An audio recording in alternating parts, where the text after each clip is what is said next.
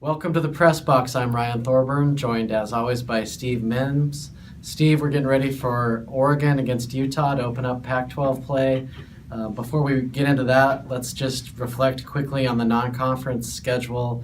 Oregon put up 61 points in each of their two home wins against Eastern Washington and Georgia State, and then obviously lost the 31-28 game at Michigan State.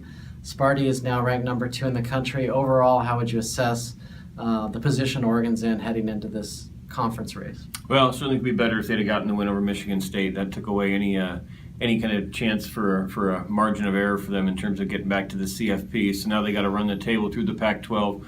I think offensively, yeah, you've seen that the offense is going to be, even without Marcus Mariota, it's not a big concern there. And the defensive concerns, I think there's some theory that it could have come, you're facing teams, you got some blowouts, some teams are scoring on you. Maybe you're not taking Georgia State and Eastern Washington quite as serious as you would have Pac-12. So I think we'll get better answers on the defense this week than we did in 2 of the 3 non-conference games. Now, Utah is a team that doesn't pass the ball much. I think they're averaging about 167 yards passing.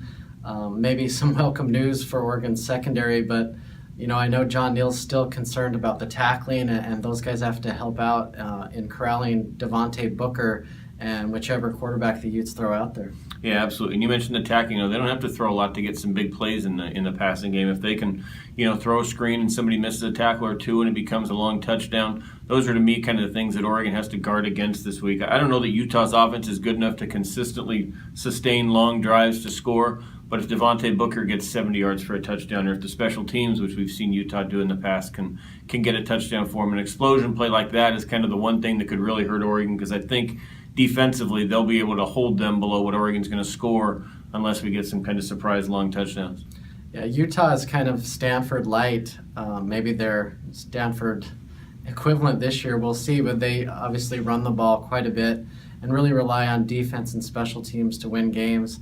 I know Mark Helfrich loves watching their special teams on film and probably tries to steal some stuff because they're year in, year out terrific on that third phase of the game. And last week against Fresno State, a 98-yard kickoff return for a touchdown, I think a 78-yard punt return for a touchdown. I think they had a defensive touchdown. So those two areas are the real concerns for Oregon. I would think, even though Oregon's defense has struggled a little bit. Yeah, and we've seen Hackett, kind of the crazy punter who could really, one of the few punters that can affect the game in terms of change of field position. Phillips has been really good. If they cross the 50, then they get close to field goal range. And you mentioned, everybody remembers Kalen Clay last year as the big return guy.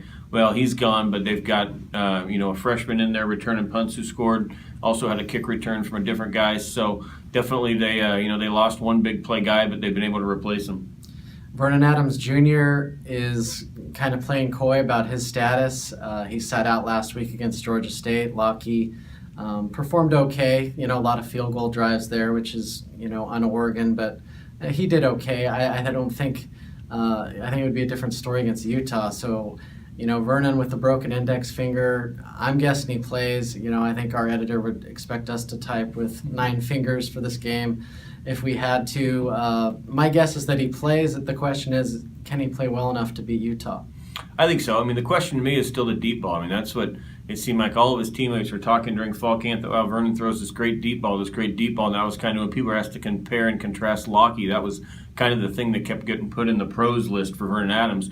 We just haven't seen it. Obviously against Michigan State, there were some that were kind of wobbling up there. Haven't really been able to stretch the field and just kind of send, Devin Allen and Dwayne Stanford deep and go get them. So that would be the main thing, man. I think you can alter the game around. Vernon can throw some short outs, throw to the tight ends, hand off to Royce a lot. But I think eventually you're going to need to have that threat that he can go back and throw it 60 yards downfield and hit a guy in stride to really make the defenses respect what you're doing.